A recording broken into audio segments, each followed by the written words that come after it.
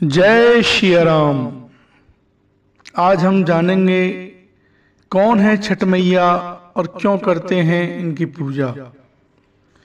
छठ पर्व षष्ठी का अपभ्रंश है।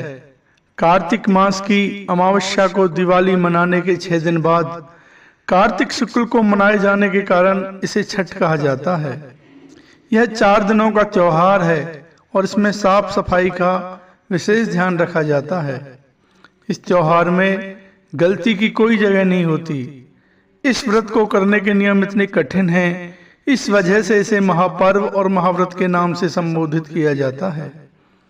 मान्यता है कि छठ देवी सूर्य देव की बहन और उन्हीं को प्रसन्न करने के लिए जीवन के महत्वपूर्ण अवयवों में सूर्य व जल की महत्ता को मानते हुए इन्हें साक्षी मानकर भगवान सूर्य की आराधना तथा उनका धन्यवाद करते हुए माँ गंगा, यमुना या किसी भी पवित्र नदी या पोखर, तालाब के किनारे यह पूजा की जाती है।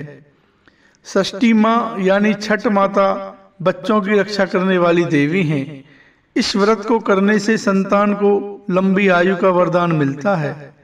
मार्कंडेय पुराण में इस बात का उल्लेख मिलता है कि सृष्टि की अधिष्ठात्री प्रकृति देवी ने अपने आप को 6 भागों में विभाजित किया है। इनके छठे अंश को सर्वश्रेष्ठ मातृ देवी के रूप में जाना जाता है, जो ब्रह्मा की मानस पुत्री हैं। वो बच्चों की रक्षा करने वाली देवी हैं। कार्तिक मास के शुक्ल पक्ष की षष्ठी को इन्हीं देवी की पूजा की जाती है। शिशु के जन्म के 6 दिनों बाद इन्हीं देवी की पूजा की जाती है। इनकी प्रार्थना से बच्चे को स्वास्थ्य, सफलता और दीर्घायु होने का आशीर्वाद मिलता है। पुराणों में इन्हीं देवी का नाम कात्यायनी बताया गया है, जिनकी नवरात्रि में षष्ठी तिथि को पूजा की जाती है। छठ व्रत की कथा इस प्रकार से है।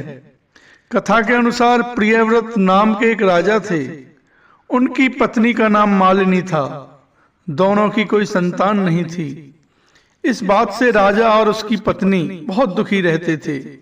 उन्होंने एक दिन संतान प्राप्ति की इच्छा से महर्षि कश्यप द्वारा पुत्रेष्टि यज्ञ करवाया। इस यज्ञ के फलस्वरूप रानी गर्भवती हो गईं। 9 महीने बाद संतान सुख को प्राप्त करने का समय आया तो रानी को मरा हुआ पुत्र प्राप्त हुआ।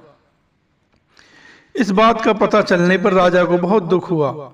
संतान शोक में वह आत्महत्या करने का मन बना लिया। लेकिन जैसे ही राजा ने आत्महत्या करने की कोशिश की, उनके सामने एक सुंदर देवी प्रकट हुई। देवी ने राजा को कहा कि मैं षष्ठी देवी हूँ।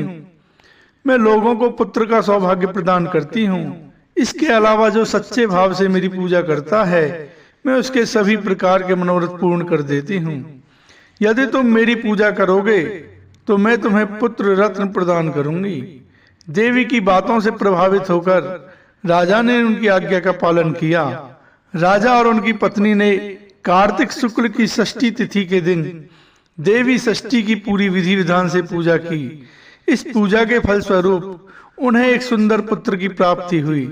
तभी से छठ का पावन पर्व मनाया जाने लगा।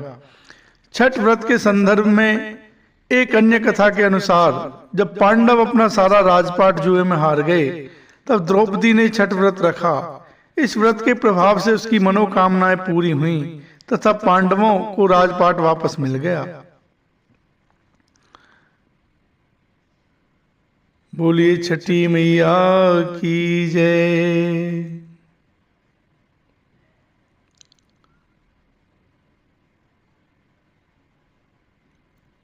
पुराणों के अनुसार जब ब्रह्मा देव ने सृष्टि की रचना कर रहे थे, तब उन्होंने खुद को 2 भागों में विभाजित कर लिया था।